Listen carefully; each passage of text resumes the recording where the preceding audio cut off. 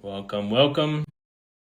All right, everyone. This is another episode of the Spotters Podcast. This should be our biggest episode. It is our roundtable. Normally, we have three people on, including, or as well as me. I guess that's four people. But we only have two people coming on tonight. So we'll get into it here shortly. Let me invite our guest. Sent you an invite. Got some other people joining in. Awesome. Super excited. Yeah, it's going to be fun. How was your Thanksgiving? Good. With the in-laws, so had my sister over. It was so much food, every Thanksgiving. There's always more food than you're able to eat, and then you end up having this giant food coma. Oh, that's the best part. My coma lasted like 2 days though. It was bad. Mine's still ongoing. I have a All bunch of right. leftovers I'm still trying to get through. Yeah. Do Yeah. you guys do like a full-on turkey and all the stuffing and potatoes and all that good stuff? Oh, yeah. Absolutely. Homemade cranberry sauce, homemade mashed potatoes, everything. Awesome. All right, I'm trying to get Ethan back on. It said he was unable to join there. Yeah, my family is Cuban American. My wife's family is like Peruvian, Cuban, and it's like all that great Cuban food, rice and beans. You were here in Miami a few weeks ago, so I'm sure Sure. you My got to first have time. some. Hopefully, you got some Cuban food also. Yeah, so we had turkey, rice, beans. It was so much. Oh, that's awesome. No, it was my first time. I didn't get to experience anything Cuban next time. I think I might be coming out to the Miami International Air Show. I think it's in May. For Awesome. Labor Day, I believe. Friend invited me Labor out. Labor Day is September. Whatever is in May. Memorial Day weekend. Oh, Amy. I'm all kinds of messed up. There we go. Cheers. Oh yeah, water cheers. Yeah, I forgot my water in the other room there. Yeah, All right, so awesome. Glad you could all make it. Thanks for having us. For yeah. Thank you. sure. Joseph is unable to make it. He's still on the road or in the air. He's flying around. He won't be back until late, so unfortunately we don't get to talk to him tonight. But anyway, I'm gonna kick into this intro. I wrote it out, so I have to write after it out. Welcome everyone to the Spotters Podcast. Tonight we're going to explore the passion, history, adventure with aviators. Well, we had aviators originally, but filmmakers. We got airport operations here. We're going to take this to the sky, get a unique perspective on flying, filming, cherished vintage and warbird aircraft. We have Julia Tobul. That's correct, Hmm. right, Julia? Yeah, everyone calls Uh, me Jules. Jules. All right, Jules. Lower left hand corner there. She is the chief of the Korean War Hero, crew chief. Sorry. The if you don't know that, it's the F4U Corsair, and she's also the interim airport operations manager. Congrats on that. Hopefully, fingers crossed. Fingers crossed. And then we have the talented filmmaker Ethan O'Rourke. He's a tail dragger pilot. Has captured the grandeur of Warbird, including the A26 Invader. If you didn't see In the Shadows, it's on YouTube now. Go Nice. watch that really incredible story of, you know, getting this museum bird up and running with Millionaire and flying across D-Day flight, just to get to D-Day and experience all that. And what was supposed to be only a week ended up being like 2 months of Yeah, being in Europe. So that's an amazing story right there. But he's also has some footage of flying in a P-40 Warhawk and a PBY Catalina with the Blue Angels. Everything is on YouTube. Everything through his lens is there. Ethan O'Rourke, thanks for joining us. thanks for having me. All right, so I'm going to kick into my first little segment. It's called EXIF. If photographers know what this thing is, you get the stats for your photos, right? But this is going to be the stats of my podcast that I've been doing since December 2023. So, top three podcasts top three episodes this year has been episode 28. Let me bring that up when exactly that was, which it's incredible because I think she was more in the middle of she was in the middle of the year, August 19th. Heather Fields has the most views for the year, or the most streams and downloads on Spotify for the year. So congrats to Heather. I'm gonna see if she's on real quick. She could say hi. The second most listened to episode is episode 17. That was back in episode 17 was back in February, in the beginning of the year. That was JC Ruiz. He was second most listened to. And then we jumped back into the June for Geraldo Fontana. He was the third most listened to episode of the year. Hey Heather, how you doing? I'm good. How are you? Doing good. How does it feel being the number one most streamed, show of the year? It's pretty surprising because it was pretty late in the year. I don't Yeah. know. And you were a nervous Nelly too, getting on the show. Very, That's amazing. very much so. That's Do you have awesome. any? Yeah. Well, thanks for being on. It was great meeting you at the Miami Beach Air and Sea show. Kind of hanging out. Hopefully this year we could, probably get in another helicopter ride or Oh, I hope so. Yeah. do something. Something. Do you have any questions for any warbird questions or vintage I was aircraft? not prepared for this. You gave me Well, like 20 minutes notice. I didn't want to put Honestly, Jules on the spot, so I figured I'd put you on the spot. You can put me on the spot. I don't mind. I'll do my best. All right. Well, overall, most streamed episode was episode 3 of all time. That was Julius Blasnalis, or still can't pronounce his last name. Sorry, Julius. He's at Rocketman Aviation. And that was Julius. That was February 6th of 2024. He's still on the top there. I'm second there. It's but all you other guys and gals. Thanks again for listening. Thanks for joining in. I mean, my podcast wouldn't be my podcast if it wasn't for every one of you guys joining and sharing your stories and your experiences. So I thank you very much to those that have come on, even though you didn't get a lot of listens. Don't worry. Murder mystery episode that I did got like very few listens to, but it's okay. All right, so along with that, last year we had a good start of audience analytics. Was originally probably ages like 24 to 35. This year, I actually checked it yesterday. The age range for Spotify was anywhere between 0 to 17, which if I have infants listening to aviation, man, that's like getting the seed in there early so they could be put on pilots is amazing.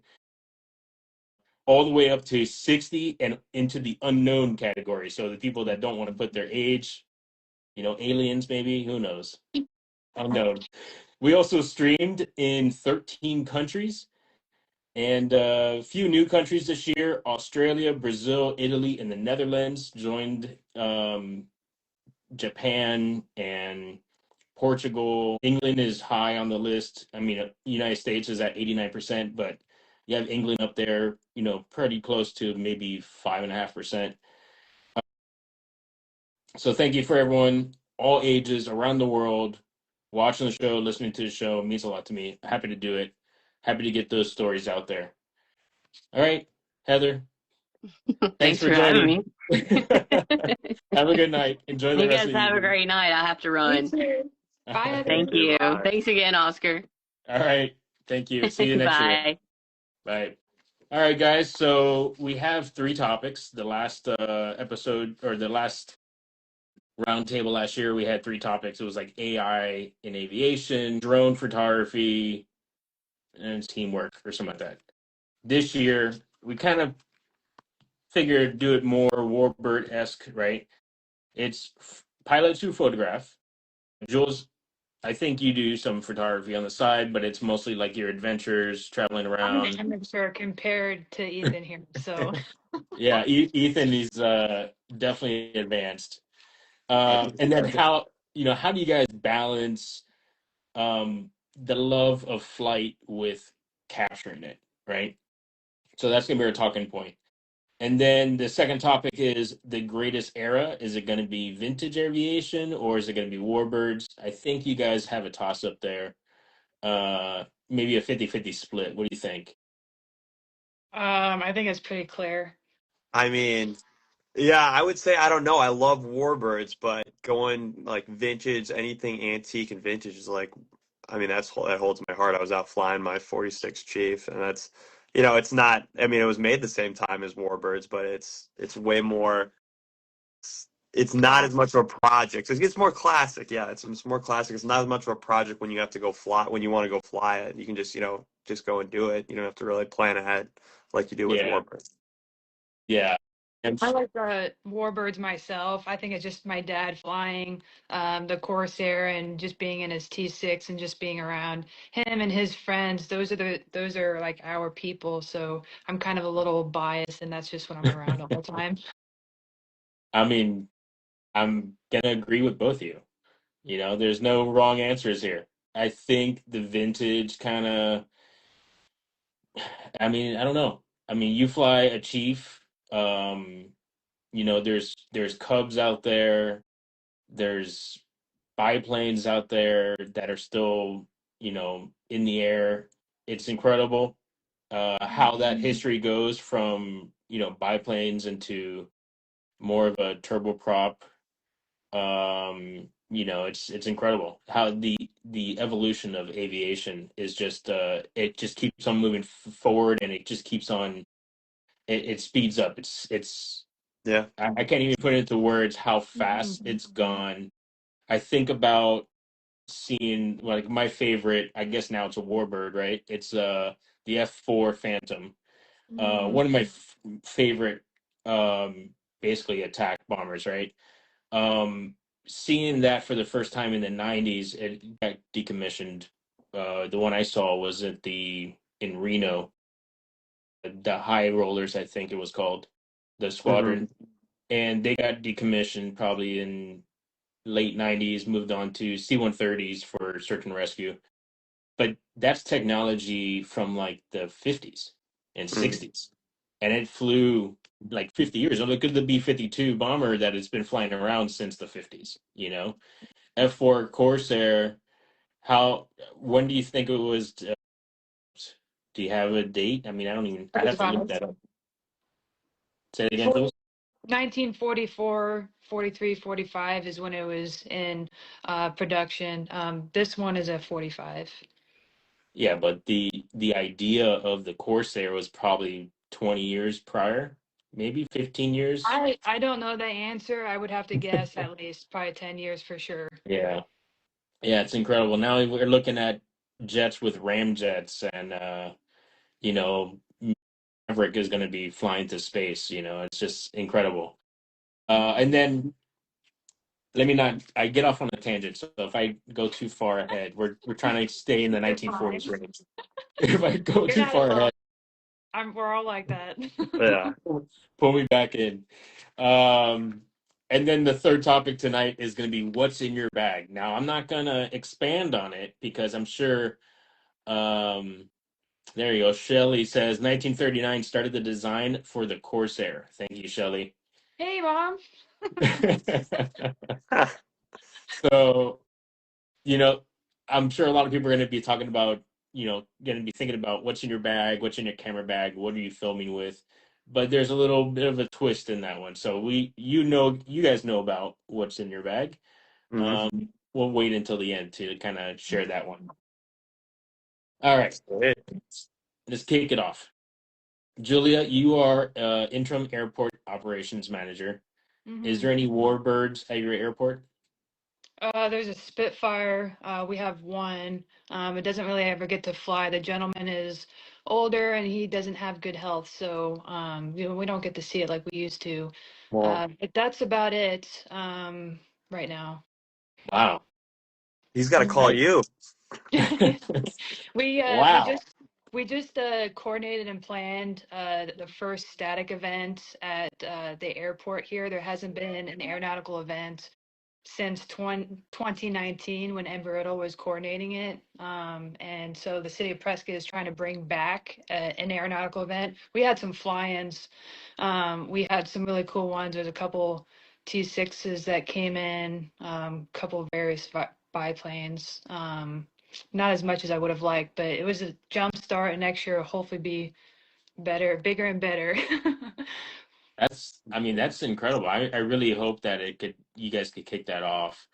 Mhm. And I love seeing fly-ins and seeing all these guys, like Ethan flying in with his chief. I love seeing the Pipers come in. Um, for a long time, I was all about military aviations, and more modern birds. And then this year, I did my first Sun and Fun, and I fell in love with GA. I work at a GA airport, but I fell in love with like vintage GA aircraft Mm. brought back, and made into like some person's like commuter, like and I can't remember the actual identifier for this aircraft, but I know that it was either a U.S. I guess Air Force or Army Air Force mail plane at one point, or it could Mm. have been like a Navy, medical aircraft, and then it was in the boneyard somewhere, or was found in someone's yard, like the Corsair found here in Homestead, and then kind of put together and kept on flying. So these people have converted their vintage military aircraft into like slick, sleek, full Wow. leather seats. It looks like the Grand Caravan of. I mean, when I'm thinking of Grand Caravan, I'm talking like a Woody Studebaker or something. Like something super old fashioned, but making it kind of modern. And it's really cool to see that. And that kind of made me fall back in love with like the beginnings of aviation. And Hmm. I'm slowly transitioning to more GA working at my airport. We don't have many warbirds. We do have a warbird museum, but Oh, that's cool. it's very low budget. They don't have anything flying. I think they do have some things flying. It's a seaplane, but it's not warbird. It's like Hmm. a Cessna Caravan. Hmm. They have um God, what's this Cessna that's I think RJ Gritter flies. I don't think he flies a Cessna, but it's like a souped up Cessna that does Hmm. aerobatics. Hmm. Um, and then there's an F-14 in there that has no engines. So Hmm. it's Oh, like, okay, we have like almost the full spectrum, but not really. And there's a few like MiGs and Russian stuff in there. So, but I'd love to see these aircraft flying. We do have a tenant at the airport. He just got himself a Piper Cub. Oh, nice. Um, and the tower that I work at, they hate it because he can only go 60 knots. And it's like a training airport. So we have Cessnas flying around doing touch and yeah. goes. The guy doesn't have ADSB and they want to get him out of the airspace as fast as possible, and it's tough. I'm like, man, just let him chill. Uh, on occasion, we got a Huey that comes in, well-known pilot out of Miami here. We have, let me see what else. I think there's a Texan. I have seen it like at the Cirrus hangar. For some Hmm. reason, it's pulled in there, got gas, and it just disappeared. Someone brought in a P-51 the other day. No one told me about it. I work in like the admin floor, Wow, but you get no all one. kinds of cool stuff in there. Yeah, we got a lot of people that do cross country, so they come down to South Florida, and they get gas, and then they Oh, take off. nice. But I always tell the guys in the tower cab, I said, whenever you see something cool, let me know. I'll go upstairs. I'll get a picture of it. And do they But let you know? no, no. Half the Yep, time sounds they about let me know. right. I'm like, oh I try man, to what's tell going my on? tower that too. Is there anything cool coming through? Let me know. Our FBI, I'm like, hey guys, if there's anything cool, let me know because I do a lot of stuff at my job, and social media is one of. And I tell them like, hey guys, let me know. Black Hawk, Apache, what I don't care what it is, just let me Yeah, know. And they don't. Come on, guys. yeah, I'm trying to yeah. You gotta promote you and put something cool on social media for everyone to see. definitely, definitely. So we got to get more people out there. We got to get more fly-ins. There's a few pancake breakfasts down here in South Florida.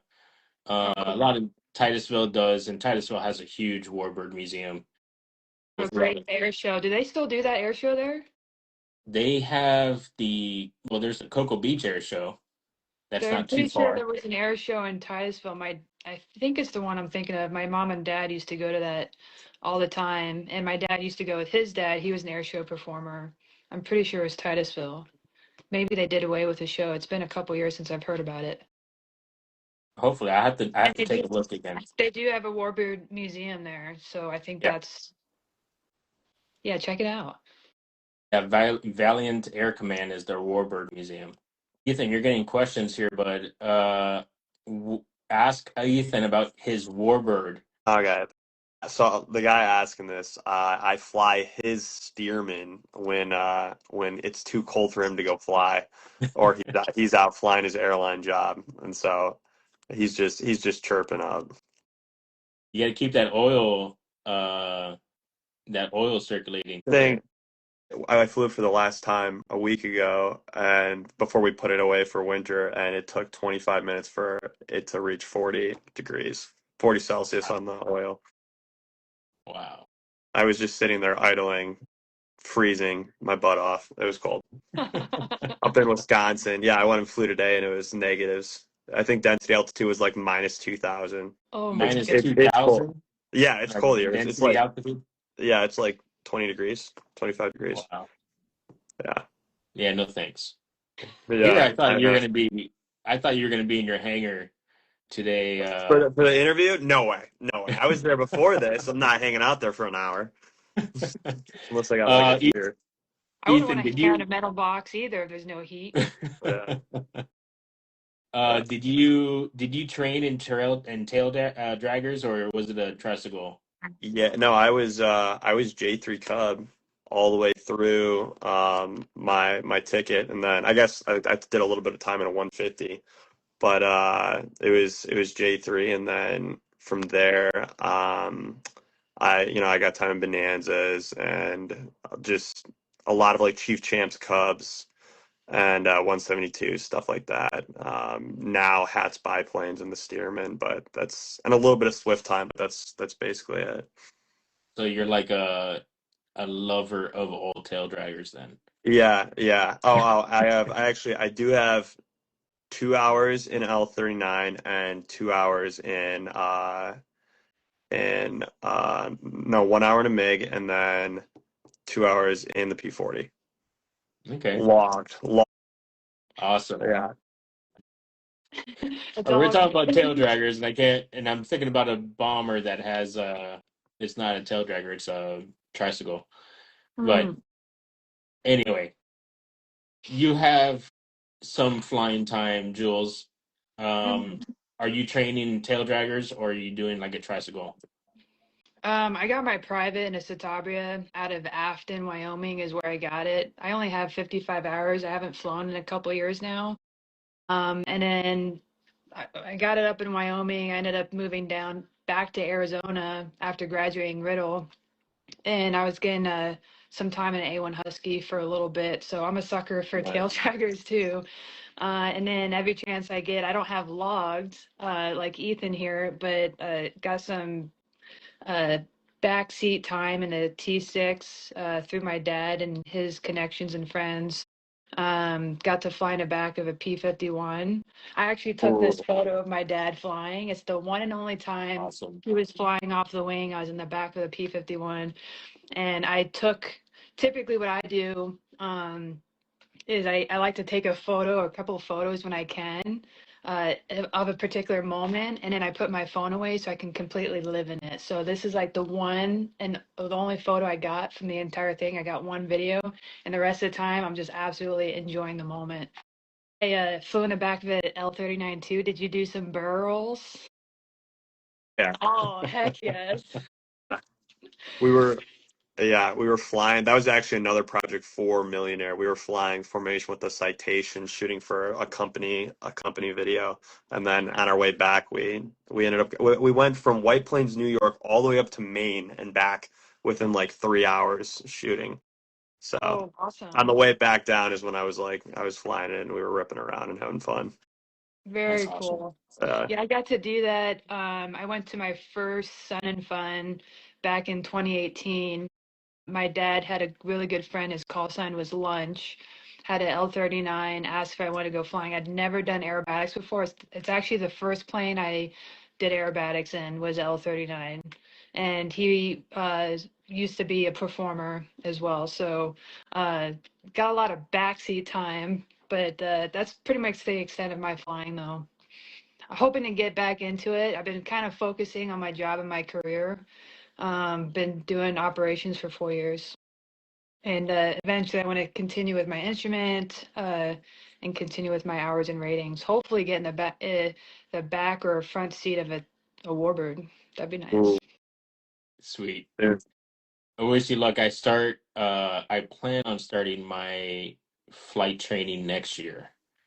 Um, Sun and Fun really got me going, and then we have a few aerobatic pilots at the airport, and I got to go up in a game bird and do some barrel rolls in a loop, and I was like, okay, I really like this now. I think I should get my license too. So I'm gonna start next year. At least an That's hour. awesome. Good for you, man. You should split. Yeah.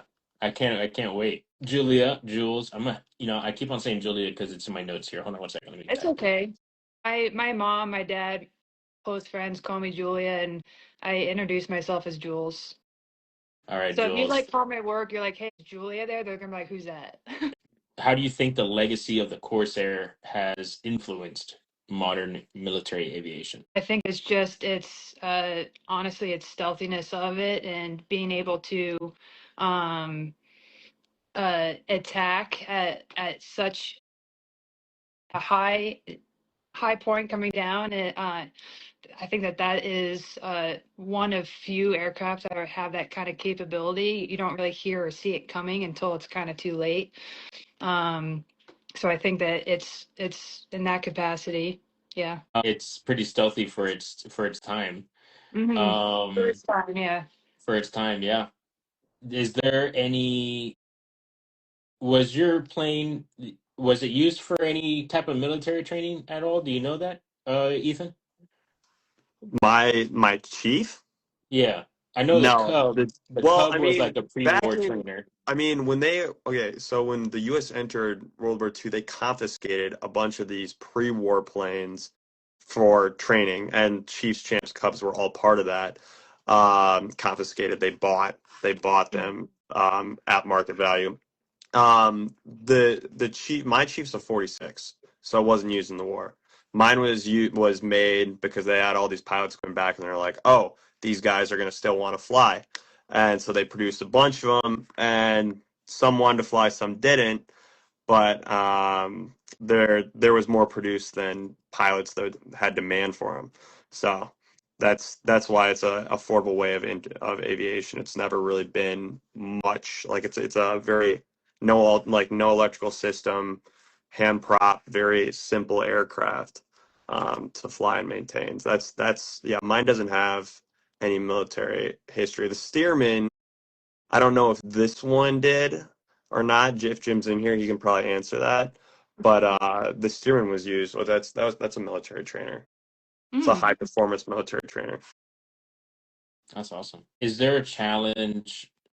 I mean, on your aircraft, is there a challenge of landing on skis versus um, landing on wheels? Like, what is I the would challenge? be I mean, there is a challenge. You're the only snow. challenge. I would say the only thing that's challenging about it is turning once you're on the ground. Like landing is the same. You just, I mean, just keep it straight because whatever way angle you touch the ground in a tail wheel, you're going to be going that direction. So I don't think there's really any difference there. But when you're on the ground, like you want to go to the side of like you don't want to cut across the runway because that puts like divots in it that you're going to be landing on. You want to go to the end of the runway and then go to the and make a wide circle when you're turning because you don't want to crank the wheels. You can't crank them like you're like when you're on wheels. Does the same thing go for floats? Also, I know you have your seaplane. Uh, no, not necessarily because floats. I mean, it's float. I would say float flying is harder than ski flying for sure. But I wouldn't say it's a different characteristic. Like you can, I mean, you can go idle in a float plane and let it just weather vane into the wind, um, without doing anything. A seaplane, you can't. Excuse me, a ski plane, you can't do that. So it's different.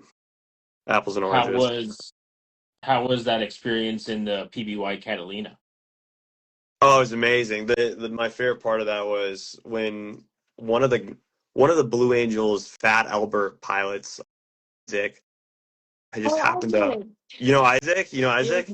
Yeah, just happened to be following me on Instagram and like we had messaged a few times. He was like, I was like, when they flew over and I took a video and I posted on social and I'm like, hey, at Blue Angels. And then he responded. He's like, what's up? And then I'm like, are you here? And they were like, yeah. And so then we ended up just saying, well, you guys want to go fly in the PBY? So we took like four or five of them on the PBY one morning before the air show. That's It was pretty cool. that's awesome. That was like And they I think it was four of them, all four of them got to fly it. We put them in the seat for like 4 minutes, 5 minutes. But it's an expensive plane to operate, so we had to go in and out. Do you have any I think I saw some other like tidbits on your YouTube. Is it a mallard or a goose that you had some fun in? Oh, the widgeon, which I don't know if this widgeon was like developed for the war. I think this one was developed like um in New York, getting from like I don't know, from the different parts of like New York City to downtown. Some of the wealthy business owners would like fly seaplanes to downtown, and I think that's why this one was developed. I don't know. We'll have to get Mike Rudder in here. That's his plane. He's down in Spruce Creek. Yeah, it's awesome seeing those, old seaplanes. We had before we had a Miami seaplanes. I think I photographed it was like a caravan not too long ago, but we had a Grumman goose, I think it was, and I think they had a mallard also. I have to look it up. But we would see those just flying out of the port Miami right there in front of the cruise ships. You'd see these old seaplanes departing almost every day, uh, twice, maybe three times a day, going to the Bahamas. And then, unfortunately, one crashed in the cut there, and that was it for for that airline. Um, Really? you could still see. I'm sure we could still find like old Miami postcards from the '80s, and you'll see like a Miami seaplanes flying around. So it was called Chalks was the airline. Mm. It was really cool to see. Let's see. Okay, what challenges here? This is going to be for Ethan. For our topic, pilots who photograph and film. What challenge do you face when trying to capture flying moments while managing the demand of piloting? Yeah, that's a good question, and it's the answer is it's hard, but there's a very very clear line, which is when it starts affecting how you fly, it needs to stop. For example, Josh Flowers, Aviation 101, super highly regarded for his safety in flying and filming. He's got a saying where it's like just click it and leave it, meaning turn it on and forget about it. So that's how I started. I usually do that. Now I have it integrated in a checklist. So it's like pre-takeoff checklist. That's when the cameras go on, when I'm still on the ground and I don't have to worry about it. But then I get to save, some gigabytes that I would have spent using taxiing out to the runway and stuff like that. So Usually I do GoPros, Insta360 cameras that you don't necessarily have to handle in flight. And if I'm doing a camera in flight, like using my Sony, I have a FX3, I usually have someone with me when I'm doing that, or I'm out by my own in the middle of nowhere. Rarely do I just fly around in well, not rarely, never do I will I ever fly around in like a pattern or congested area and like be on my camera. Mm, It's a bad look, and yeah. it's unsafe, and especially now that I got my CFI ticket, I don't want to lose that doing dumb stuff. Yeah, I don't. You don't do that. Yeah, and that's there's that's it's super challenging. The fact that like when I first soloed the Steerman, it was like sunset. It was the perfect night. I had some buddies that came out and filmed it for me. So I could be hands off and give my full attention to the new airframe that I was flying. And there was one moment where I was coming in to land. It was sunset, and then I landed, and then my buddy in his T6 was departing, and he came back around, and as soon as I was getting off the runway, he was buzzing me with smoke, and I'm like, dang, I wish I had my camera out right now.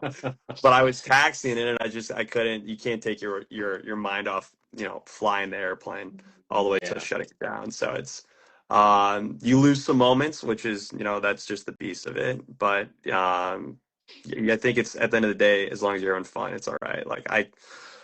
Some moments are best kept to yourself. Yeah. Yeah. I have an older GoPro that I took on the Game Bird, and I didn't expect. I thought it was just going to be like, oh, let's go out and fly around.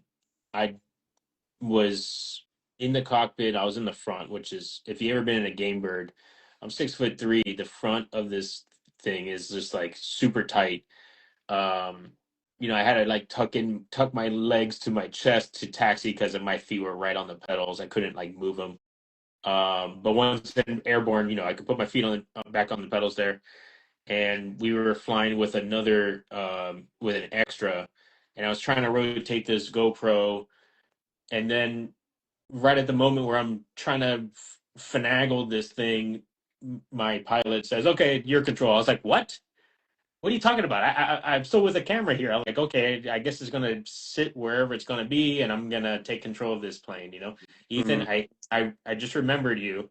Sorry, we're gonna bypass this story real quick.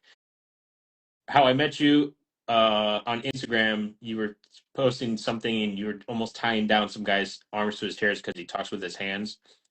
And I just remembered it was you said you try not to have someone like you give him a ball or something Oh to my touch. gosh. It's no, yeah. I was doing an interview for a documentary, and they'll make this very quick. You basically put them on the most uncomfortable chair you can find so they sit up straight.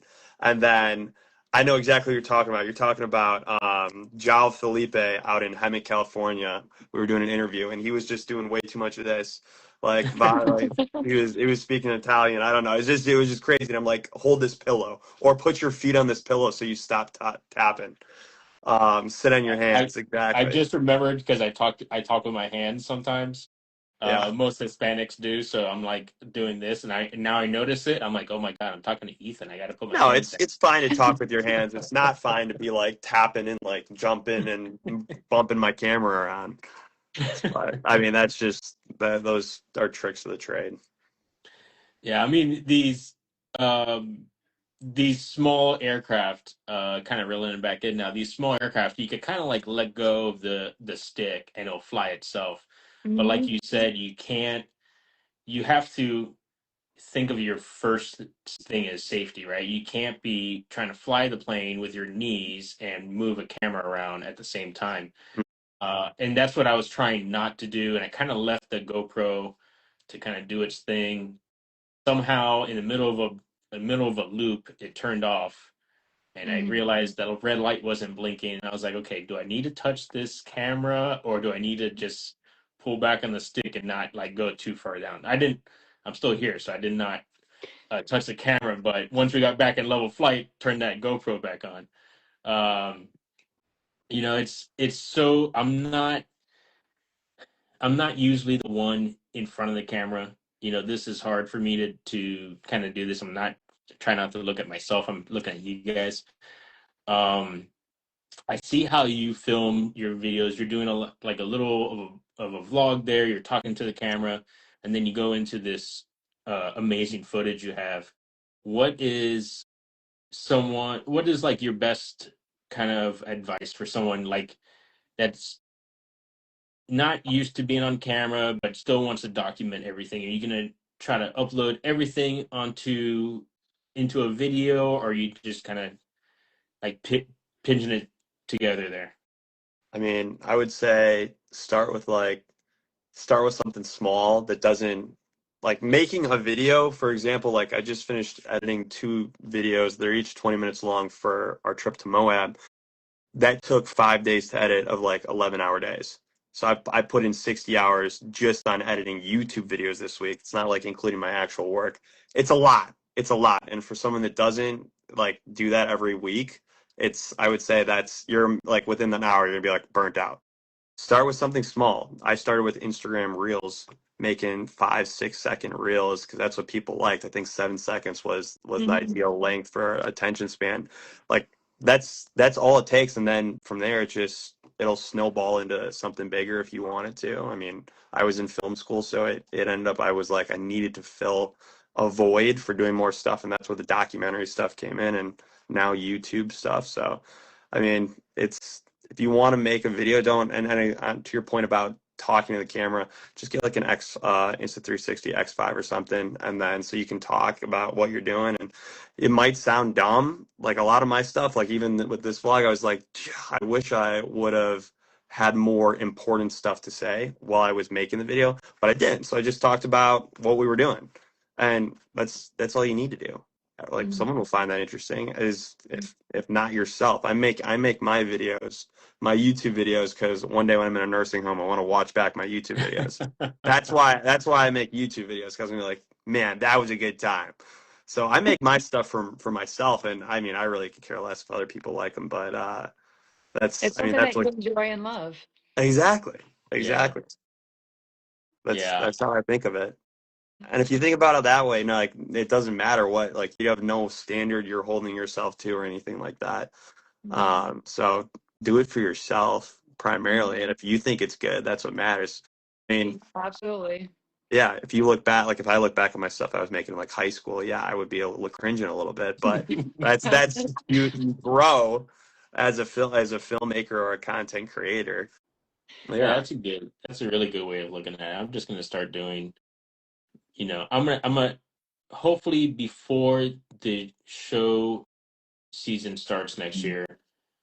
Um, Maybe I'll put up some footage that I caught this year. I'm really bad. I think I'm better at doing a interview like Instagram Live versus standing in front of like a Blue Angel pilot, which I did this year, and I was completely like nervous. Didn't know I had my questions, and then I shared those questions with a news anchor, and he took my questions before me, and I was just like, okay, what do I do now? Like, what am I here for? So super Mhm. nervous on that. But I'm gonna try to pinch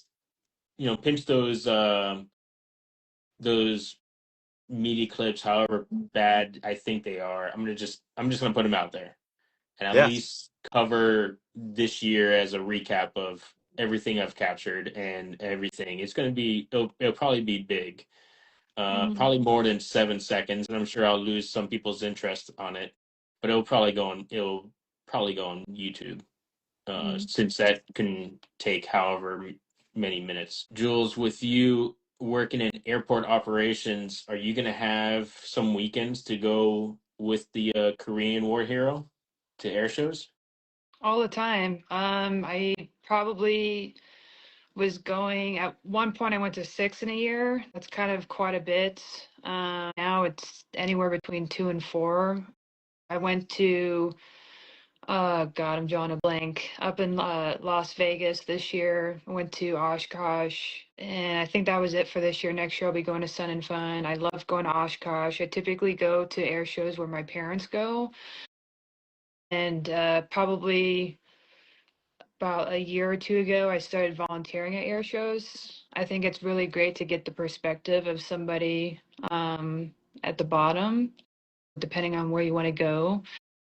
My dad's been volunteering and working at air shows for decades, and I just think it's absolutely incredible.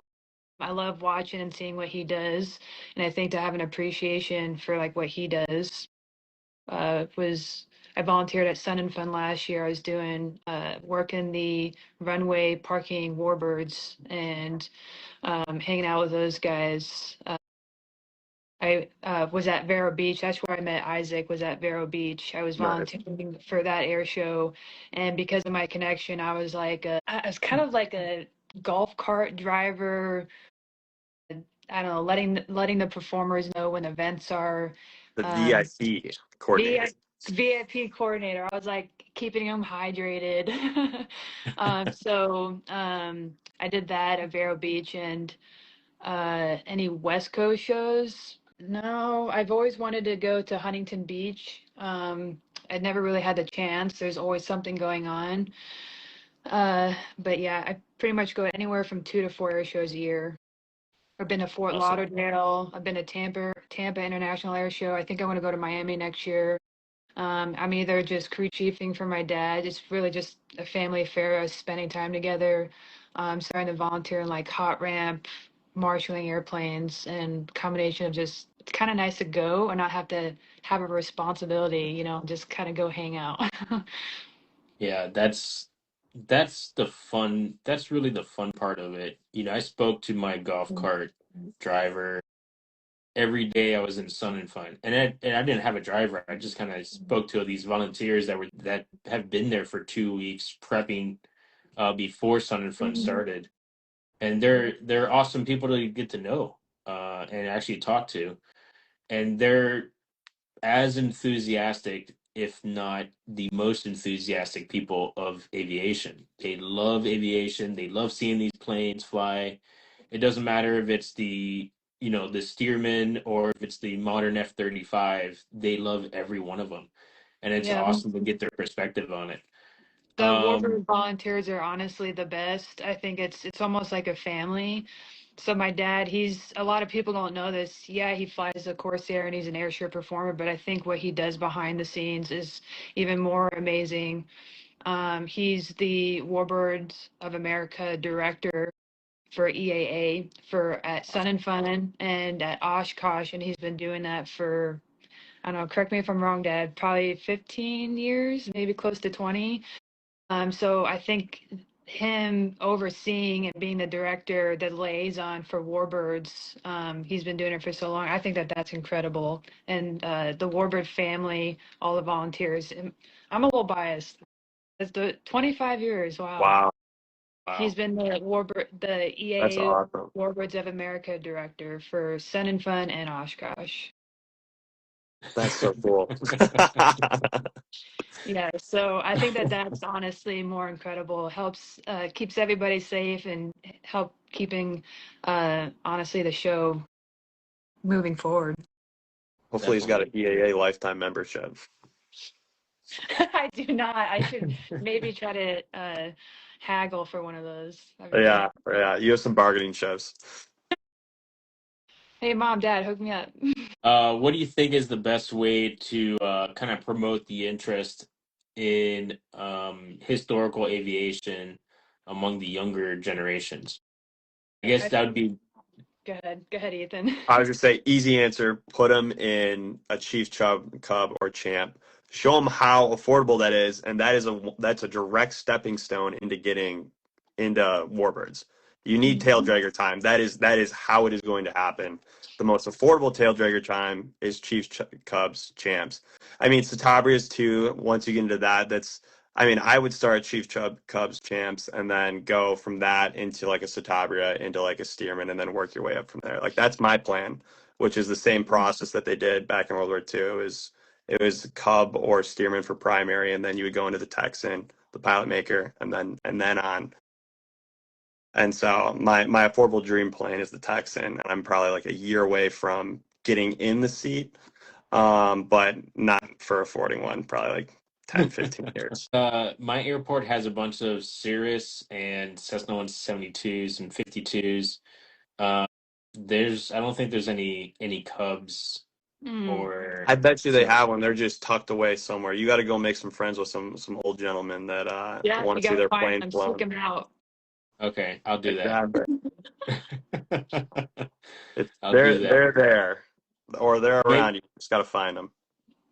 I wanted to share another perspective if I can. yeah. Aside from physically like taking them up to go flying, there's only so much that I can do because I don't own a warbird and I don't fly them at the moment. And so I think honestly just making them aware that warbirds are a thing, like making them aware of the opportunities that are out there. I do a lot of airport tours, and I've spoken at a handful of classes at Embry-Riddle. And one of the things is I think it's huge if you lead by example. So if you have an interest and you're pursuing something, it's maybe just opening someone else's eyes, even just through conversation. At Oshkosh, that's probably one of the few air shows where my parents and I get to talk to the crowd. A lot of times we're kind of separated from everybody else. Uh, if there's one time a young boy came up, he had to have been 9 years old, and he rattled off so much about the Corsair. I didn't even know what he was talking about. I just was getting into aviation. I didn't grow up in aviation, so my knowledge is very limited. I'm learning. But he was just so excited, and I asked my dad if I could put him in the cockpit of the Corsair. Just the act alone of giving him an opportunity he wouldn't have had otherwise. Now I actually still talk to him and his dad. I was back in 2018. I saw them last year at Oshkosh. I send messages to his dad to this day, and he wants to pursue flying. He wants to get into warbirds when he gets older. It's just that conversation, that initial spark. I mean, anything honestly to get it in their mind goes a long way. That's awesome. Do you think, I mean, getting into warbirds, being a pilot is amazing. My Mhm. background is like mechanics. I think Mhm.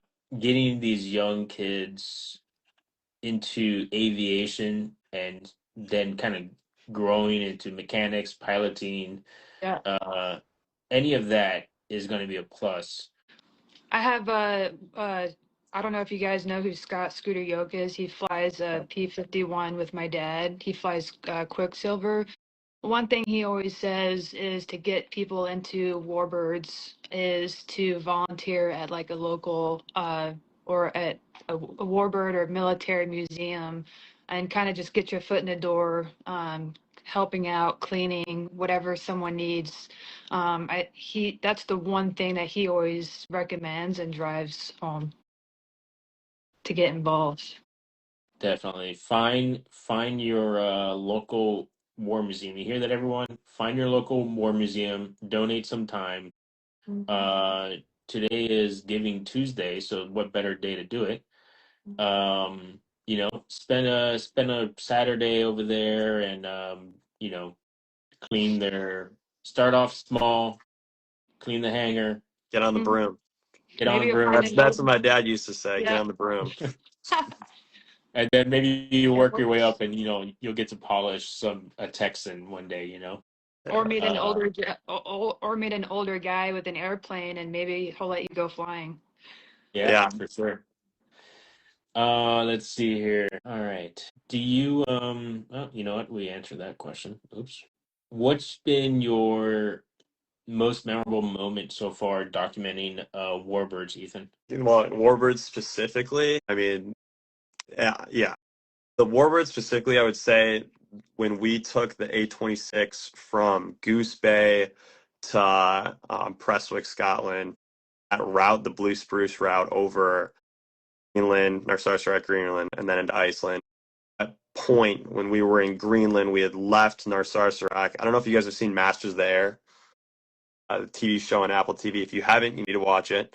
But it had come out like 3 months before I got asked to join these guys do this, and it was deja vu because they show the scene of them going into Narsarsuaq, and it was the same exact thing that I saw in a World War II bomber.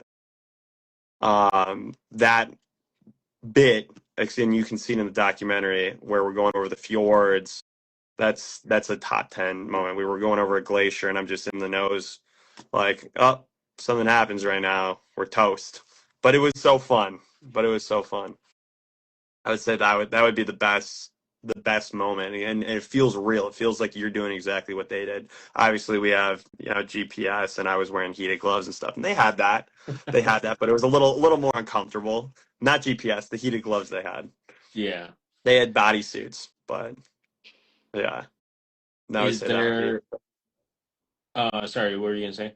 No, I think it was either that or flying in the MiG out of a like Polish Air Force base, but those were both on the same trip. So I don't want to give away too much of In the Shadows. There's a lot of cool behind the scenes that you posted in the story on Instagram. How was you had there? I know there's a P-40 that was alongside for a little bit as a camera ship. And it was like was it Belgium that they picked up with you guys or yeah, it was Belgium to Normandy to go down for that part of the trip, and yeah, the P-40 is pretty much the most practical camera ship you can possibly be using.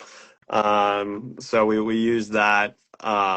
It was. Have you ever been in the back of a P-40? You have a window about this big, kind of goes like that. That's the only room you have to shoot out of is like right there.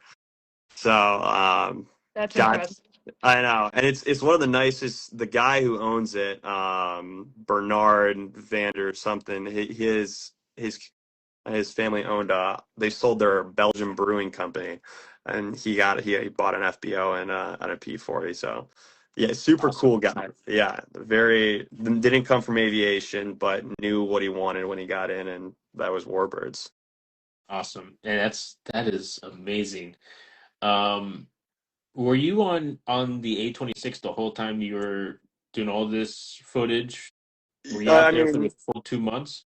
yes, we were traveling the A26 like we were on a rock band tour traveling a bus. That is the equivalent to what it was. It was early mornings, long nights, and going to different air shows. Probably like what you guys do when you're going.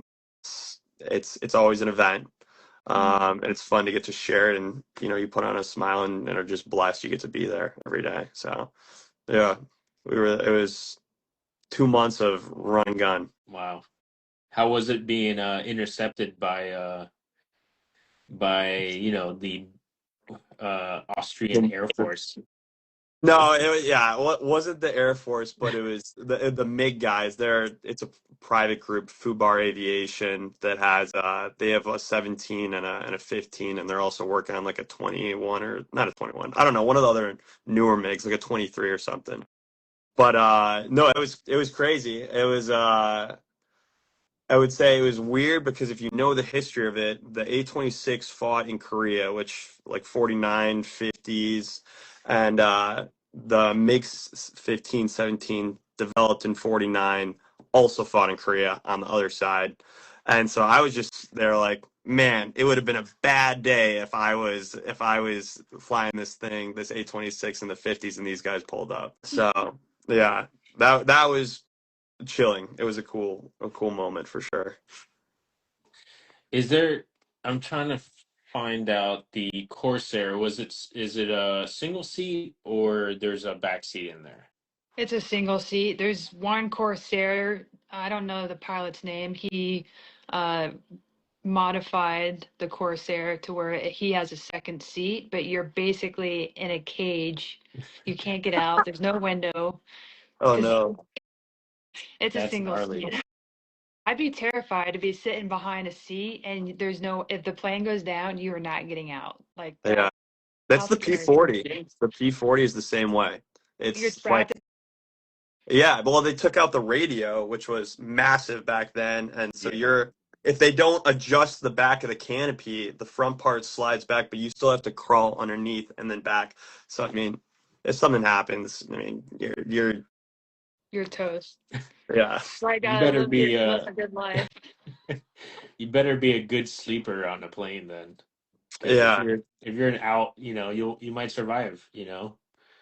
Um when your family goes on air shows, I guess your dad's flying the Corsair around Mhm. and enjoying all that fun. what are you guys flying out there? Commercial, or you got a little We private get this plane going out there? question. No, we're not that fancy. No, my mom likes to fly Delta, and I use my parents' travel points, so I fly Delta because they fly so much. And my dad has a company and them going to air shows, so we fly commercial. Oh man. Is what we do. And then he typically he keeps the plane in South Carolina. That's a question we get all the time. Is like, where is the airplane kept? If you live out west, why is it East Coast? And that's just because that's where the shows are. He used to have a Mm. hangar and a company out east. And so now he just keeps the Corsair at Scooter's place. So he flies airline from Wyoming to South Carolina, goes to Scooter's place, picks up the Corsair, and then flies to whatever show he's going to and then back. So that's how he gets to and from a show, and that's how my mom and I get to and from. Oh, that's cool. I didn't even That's know pretty that. cool. That's pretty cool. Yeah, Somewhere, so Scooter has an F4 Corsair. He has a P-51. He has all the toys. he does. Yes, all the things. Is he like still flying it on the flying the Corsair around to keep the engine oil circulating when the off season, or is it Uh, just being in storage? when the Corsair is at Scooter's place, he works on it a lot, and he helps to upkeep and maintain it throughout the air show season. There have been times where my dad isn't able to make a show to fly Navy Legacy flight. So sometimes uh, Scooter will fly the Corsair and fly in his place or to cover that slot for a warbird. And then in the wintertime, like my mom said at the bottom, it winters in Colorado Springs at that museum. So I don't know if people can actually go check out the Corsair. I think you can. I'm not quite 100% sure. Yeah, he doesn't own the Corsair, he just flies it. He's the only person my dad lets The best way to fly. do it.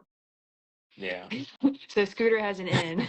Yeah, that is the best way to do it. I mean, here in South Florida, we have this saying like the best boat is your friend's boat. Yeah. I'm sure that's it's probably the same way for aviators too. Engine overhauls aren't cheap on a Corsair. No, no way. I wouldn't even know where you would get parts now for that. Anderson Airmo. Say that again. Is that true? I'm pretty sure it's true. Most people get their radial stuff from Anderson. They're out west somewhere. I'm not quite sure. I know that my dad, he has quite a bit of parts for the Corsair. Him and his dad used to collect it back in like the 80s before they restored the plane. And it was their project plane. So he has quite a bit of parts on hand. But beyond that, he'd have to answer that question. I'm not really quite sure. Ray is the best, is what he said. Yeah. It sounds Was like it? we got to get Jim on the podcast next year Oh, that'd be awesome. He'd for do that. He'd love for it. all about the Corsair. Oh, that'd be so much fun. I've never done an interview with him. Too many parts. Get them out. We watch each other do interviews, but we've never done one together. That'd be fun. That'd be cool. That'd be really fun. All right, let's kind of move in here. What's in your bag? We're going to discuss the essential flight gear. It's either going to be camera gear, it's going to be what is that one thing you're not going to leave home without?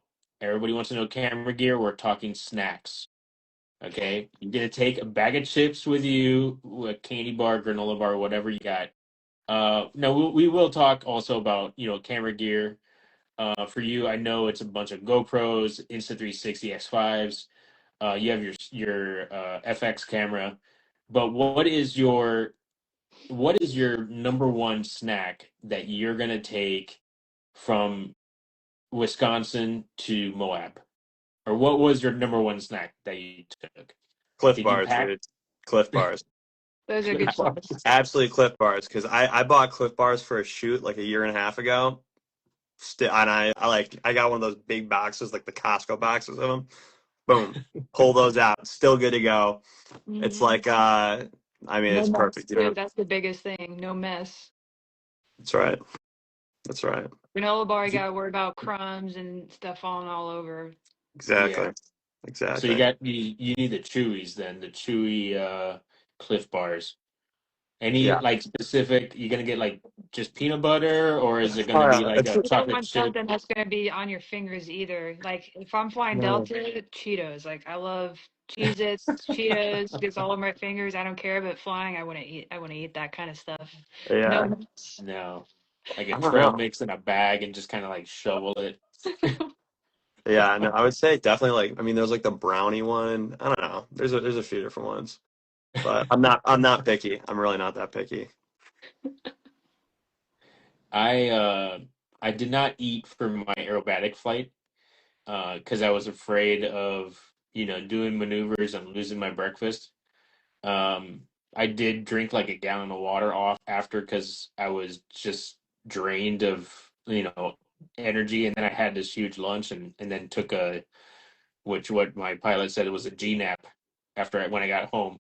Yeah. Um, but yeah, I don't know if I have taken any snack. If I'm flying a commercial, I'm gonna take like gummy bears or something because I need that sugary snack. I love those Biscoff cookies that American gives us on our flights. You dip it in the Uh, coffee. yes, That's the way to do it. Only way to do it. only way to do it. I have found like this Biscoff and Nutella like dipper, but I figured if I'm flying myself, that's almost too much hand-eye coordination. Um, being a passenger in a plane and having to hold a dipper container and then dip this cookie in, it would be too much, and have to hold the camera. So, something that's easy, quick. Um, that is like candy is my go-to. I got to get a bag of peanut butter M&Ms and maybe gummy bears. It's the weirdest thing, but that's my go-to. And if I drop an M&M, sorry guys, you're gonna What a find some. waste. Lost a life. Jim, if you're there, do you have a snack that is your go-to for these long cross countries between That's a air good shows? question. I don't know it. I mean, you got to eat, right? Oh, What's the absolutely. what's the range on the Corsair? I Like think it's like 400? 2.5 hours or so. Do you have drop tanks for that? He does have two drop tanks that he could put on the Corsair. He typically does one. If he has one, I think he goes about 4.5 hours. So if he's going South Carolina to Oshkosh, I think he does one or two stops. Got it. Wow. Is it true that you can't roll the Corsair with drop tanks? He would have to answer that. I don't know. I don't think that he'd even want to try it. There you go. Awesome. Those are Peanut butter good. crackers in the plane Nice. is on a long trip is perfect for Jim. Jim, can you answer if you could do a roll with drop tanks? Yeah, now I'm curious. Oh, my mom said Yes. yes. Wow. Your mom was there. She did Oh, wow. Oh man, that's awesome. All right, so we She got said peanut no. butter. it. So I think the Oh, that was a I think typo. My the answer of choice here is going to be peanut butter for flights. Should be easy. You can't drop anything. Stick together, right? Just don't put it on your hands and fly the plane. Right. Um, gear wise, besides are you taking pictures with a phone, Jules, or is it you have a camera in the airplane with you? If it's in the plane, I use my cell phone. If it's on the ground, I have a little Sony camera that I bought. It's On. more like just it's like I said, I'm an amateur. I like taking photos mainly of the Corsair and the P-51. I don't really take photos of any other plane, and I like taking photos of people that love the Corsair. So I have a lot of shots of people admiring the plane, little kids. Depending on the age, I would ask permission if I can post a photo. I take so many good stuff and I just forget to post it, is what I do. But yeah, that's so on the ground, I have a camera that I use. If it's flying, I have my cell phone. And depending on what I used to wear a flight suit and I just tuck it in the pocket or in between my legs on the ground or in the seat under my leg is what I do. So get a couple photos and then enjoy the rest of the flight. Awesome. Are you doing the social media for the Korean War Hero also, besides Uh, your yeah, job and all that other stuff?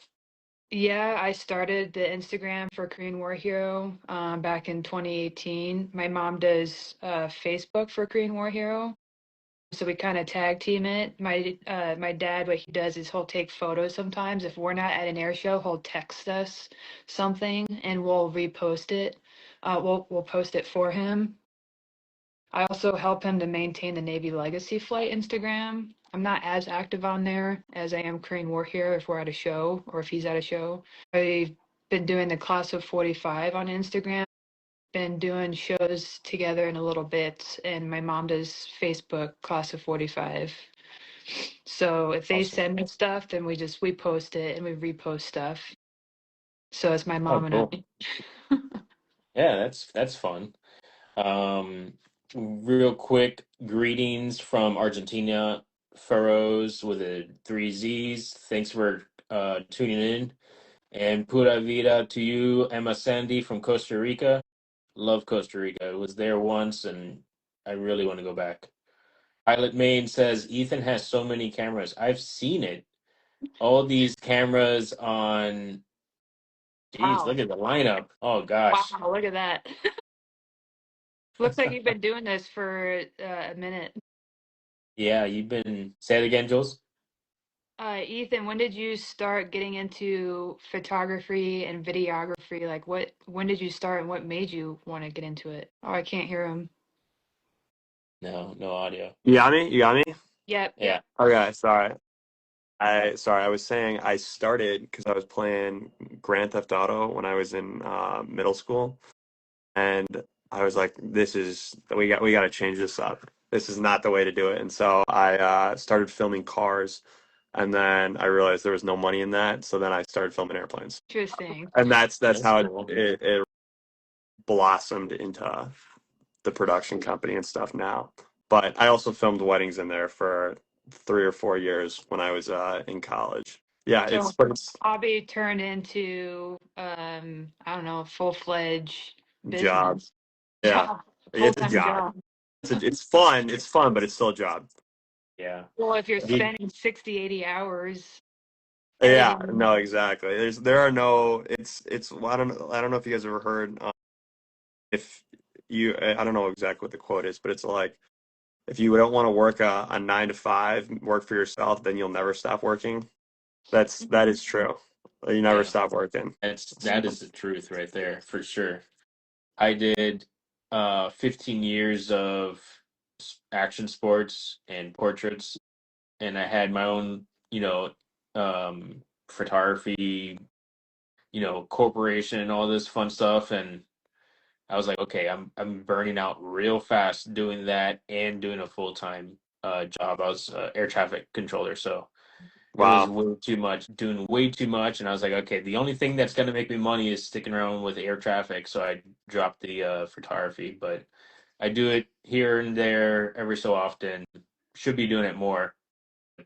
Doing it as a career, as a job, dedication is number one, and trying to keep it fun and not get burnt out. And if you make money with it, even better. Let's see. Jacob Worry says he would like to have a Corsair come down to Pensacola Beach next summer. So that is the well, Blue tell them Angels to come see my dad at ICAST. It's next week. There you go. Blue Angels guru there for Pensacola. Let's see who came on. Kyle Newsom, welcome to the show. 10 Mile Final, Alex, local photographer. Thanks for coming in. Welcome. Let's see.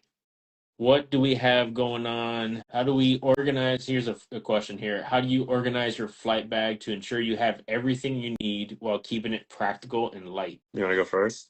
I I mean, haven't flown in a couple years. I mean, The first thing that comes to mind is a jacket, something lightweight, because you never know when you're going to have to make a landing. If something happens, to be prepared. That's like the first thing that comes to mind. Just having some snacks, some water, some type of. I used to carry a small little emergency kit. And I never got around to buying like a tracker. So if something were to happen, I think that that's something that you should have on you. Those are the first things that come to mind. And chapstick. I can't go anywhere without chapstick. Boom. That's true.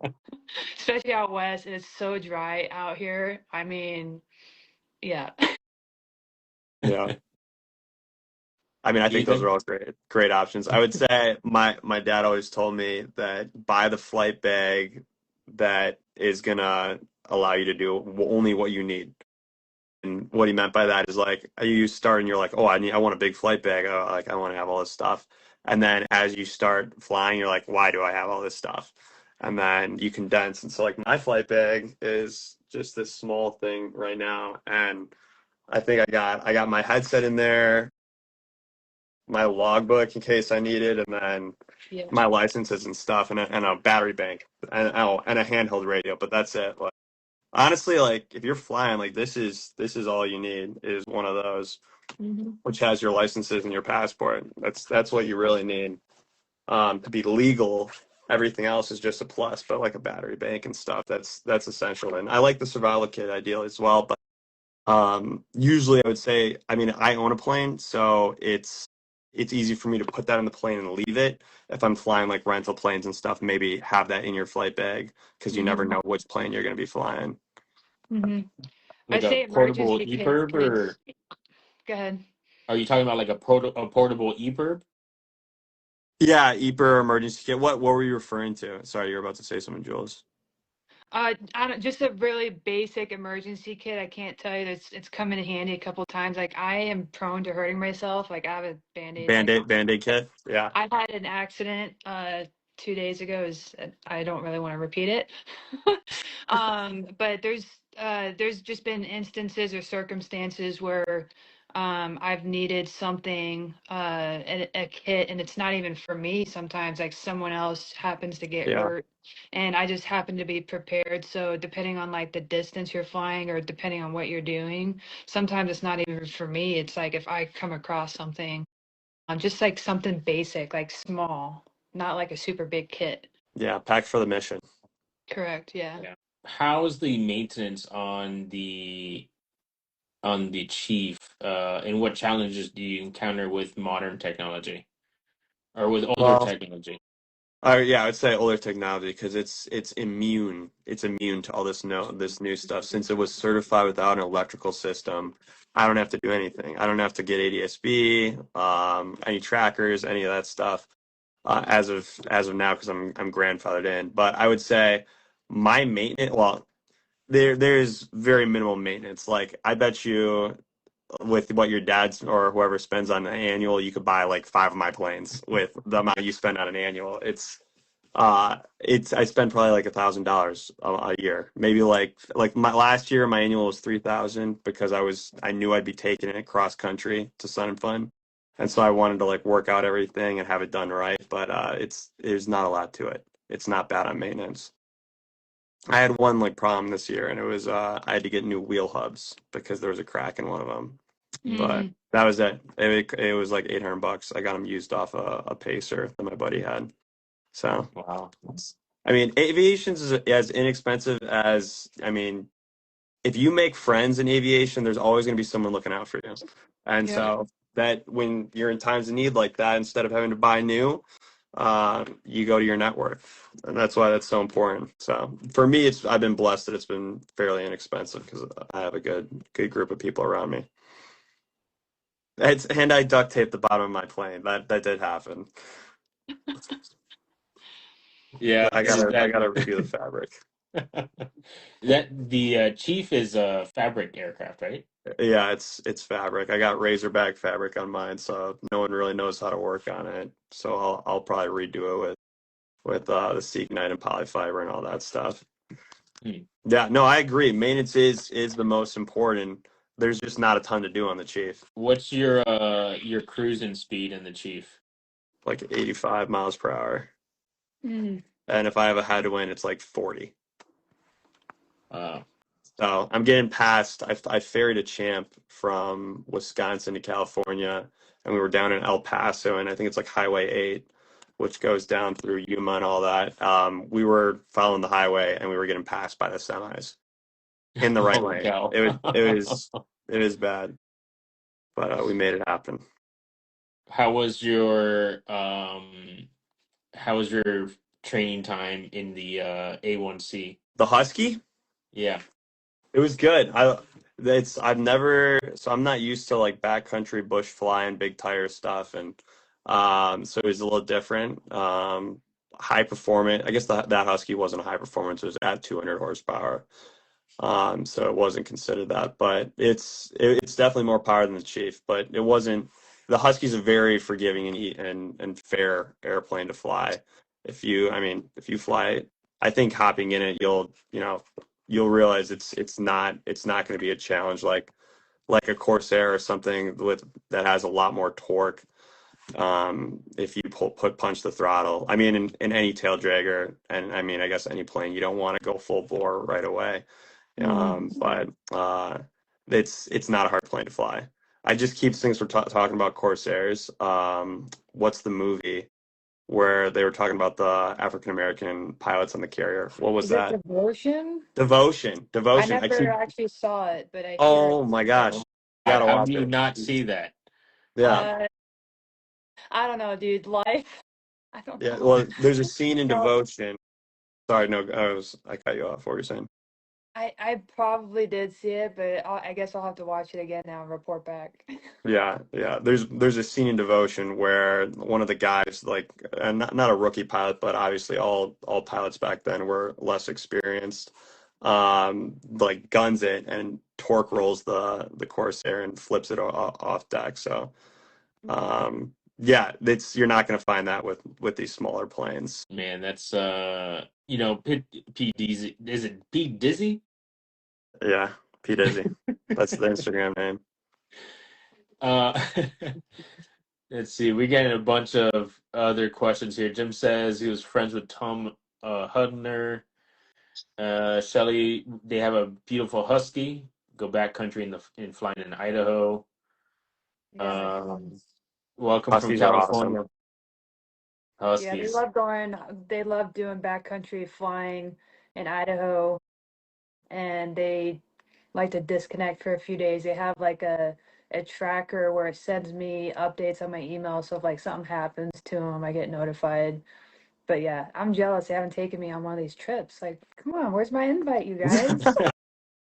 Well, you got to be at work managing the airport, Yeah, my mom says I gotta basically I gotta pay the bills. I gotta focus and work on my career. That's priority. That's fair. That's Yeah. fair. Good. Yeah, you'll have time for I'm fun. not, Oh, let me grab absolutely. this. Let me grab something real quick. Give me 1 second. What's Jules, have you ever done any backcountry flying or no? yeah, so the trip we were doing early November in Moab was all backcountry. We were out there with a Red Bull PC6 and a bunch of guys, Trent Palmer and his Legend Cub and some Super Cubs. So yeah, I wasn't flying it. I was filming it, but I got to experience it, and it's pretty crazy stuff. I would love to get into it more so than what I'm doing now. Oh, I had a for question for you though. You said your parents like started the restoration project in the 80s. Was that true? Yeah, there's a video on my dad's Instagram, and there's also a YouTube video where his dad is showing the Corsair. It's basically just a fuselage. He's working on it. Yeah. It was basically what my dad describes as it was in pieces on truckload beds. They had a couple projects that him and his dad they wanted to restore a project plane, and they weren't sure which one to do. I don't know which planes they were looking at. They could have had a Spitfire they were looking at. They could have had a Hmm. Bearcat, and it was a Corsair. There's like two, three planes that they were looking at. So they ended up choosing the Corsair. And so he's my stepdad and his dad, it was a project plane. They restored it. It took them 10 years. I Wow. think it was in the 80s. and it flew for the first time in the air show circuit in 1992. That's cool. So there's a video, you can look into it if you're interested. It's probably about 20 minutes long. That's pretty cool. Cool. But Yeah. yeah, Did that have any like relation or inspiration from Reno, the air races? I know that people were painting their planes up in really flamboyant colors and interesting stuff back in Reno. I don't know if you guys have ever seen this. I There's like haven't, yellow no. Mustangs and they have all these crazy designs on them on all these planes. I know they flew like Sea Furies and stuff. I don't know if they flew Corsairs at Reno, but I would assume they would.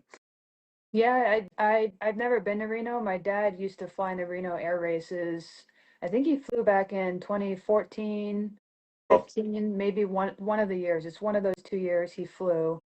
And he hasn't since. We were there. Where did we go? We were in Roswell. I actually went to the air show this year. We went there and he was static and he did his demo, is what he did. He didn't race, but he just did his single yeah, ship demo. very cool. Um, yeah, so I don't know anything about painted airplanes, or I'm not really quite sure what you're talking about. No, I was just curious if it had any Reno heritage or anything like that, but like No, no, it's okay, got a lot of combat history, family history, military history. very cool. Yeah, just doing a search on the Reno air races. There's a P-51D Voodoo at the 2016 air races, and it's purple, green, orange, and it has a checkered flag on the rear bottom of it. So pretty wild paint job there. And then there's a few like yellow and black ones. There's an all white one I saw. Uh I guess high visibility. Yeah. Well, that was the thing back then, is to paint them all. The whole, I don't know exactly when it was, but restoring like warbirds to World War II paint schemes wasn't like a huge thing until the 90s, apparently. Hmm. Mm. That's, Yeah, very cool. yeah, Yeah, that's you got to awesome. get Jim on here. Jim seems like he's the guy to be talking. Like, I don't know. We are not the qualified candidates for Jim needs to And be in here. Jim, send an invite. Just get on. I gotta head to dinner here in a few. One thing I wanted to show you guys. I have this. This is a Spot X. This is like your personal eBird person messenger. I've taken this thing um out, scouting, taking hikes in the Everglades. You're in an area where you're going to touch down, you're going to land. There's no cell service. You got to get yourself a personal messenger. This thing is awesome. I mean, I paid like a yearly fee to use it, Mm. and I can send messages to my contacts. Add your 10 emergency contacts. My wife gets a text when I've touched down someplace. I send a message to my parents and be like, "Hey, I'm safe." Mm-hmm. And if anything happens, I flip the little panel. I mean, it's not activated right now, but I'll flip this little panel, hit the SOS button, and then have to pay for a $30,000 helicopter ride out of my location. I Yeah, really hope never to do that. They also sell insurance that basically pays for your SOS helicopter flight out. But Spot X is pretty cool. I know Garmin has personal messengers also. right. I use those, and I'm it's pretty sure super. that's what my dad uses, what you're holding. I think that's what he has. Yeah, Especially when they go backcountry flying, they don't have cell service. You got to get Starlink in the Husky. We put Starlink in the A26, and it's a blessing. It's a All right. blessing. Yeah, take notes. My buddy's got it in his Super Cub, and like honestly, I don't know how we did it before. We were flying formation to when we were bringing planes to Oshkosh from California, and I was like flying I wasn't the one flying the formation. I was sitting in the back seat, but I was connected to Starlink in the other plane because we were like 15, 20 feet away from each other. Wow. Yeah, how I know. much? I was watching Netflix. How much more weight is that adding on to It's like your 10 aircraft? pounds, 7 pounds, 10 pounds. It's So not a like lot. leave the pair of boots at home and bring the Starlink. Yeah, flip flops and Starlink instead of boots. All Okay. right, guys. We're gonna close it out. It's been a really fun time talking to you. I hope we can get together next year, talk more about your production company there, Ethan, and follow up with you there, Jules, when you get the job. Cross the fingers there. When you're no longer interim and you're now the airport manager, airport ops manager. And maybe we'll see you at the Miami Beach Air and Sea Show in May for Veterans Day. Yeah, that'd be Um, awesome. Cool. Anywhere you want to give where people could find your work there, Ethan? Yeah, it's on Instagram. It's PDZZY or YouTube Dizzy Films DZZY Films, and yeah, that's basically it. You can find me on YouTube, Instagram. I have a website too if you're looking to do actual commercial projects, and that's dizzyfilms.com. That's about it.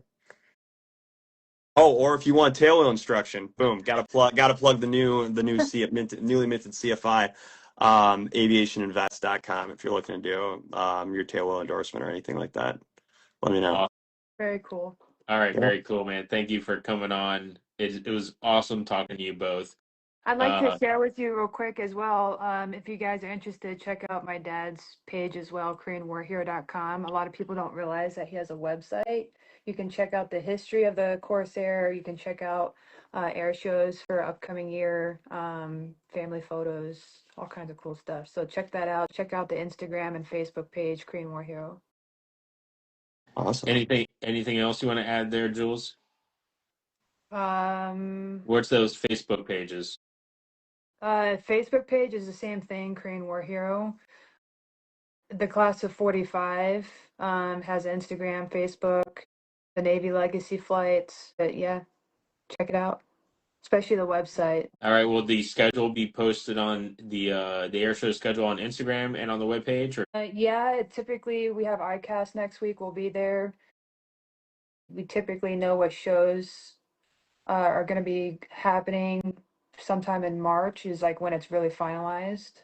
And then it gets posted on the website. And then once that's posted, I post it on Instagram for people that are interested. I awesome? try to. Sometimes I might need a little reminder, but yeah, it'll be posted. Awesome. I hope to see you guys. I'm thinking I was supposed to go to Wings Over Rome last year or this year in From October. Georgia. So I'm thinking about going in April before like the first weekend. That's a good So thing. hopefully we can meet up Are you going to if Sun and Fun at all? I am. I'll be at I'm Sweet. Sun and We'll Fun. we'll see you there for sure. Let's Yeah, go. we're all gonna be there. Should Hell, be. Knock heck on some yes. wood. Yeah. Yep. Uh, I'll be How there far all out? week. How far out should I be planning for Oshkosh? Like Plan yesterday. now. Yeah. Oh my God. Like It's I'll I have probably be no Oshkosh idea. too. Yeah, dude, you got to plan a year, 2 years out. exactly The hotels fill up. It gets expensive. My parents and I would typically stay in Warbird camping, and since he's on the director's board, he gets a spot. So I nice. get lucky staying with them. But if you're getting an Airbnb, I don't have personal experience. I just hear plan yesterday. If you're getting an Airbnb, hotel, if you can't afford the cost, find a friend, split the cost. Exactly. Make Yes. it work. It's the best show on the planet. Yes, Oshkosh. I would like Oh to my do that gosh. this year. I'm gonna go So, until I am in the grave. I'm just gonna go Agreed. until Agreed. but Agreed. it's like a week long or like Yeah. 2 weeks out there. Week Sunday to long. Sunday.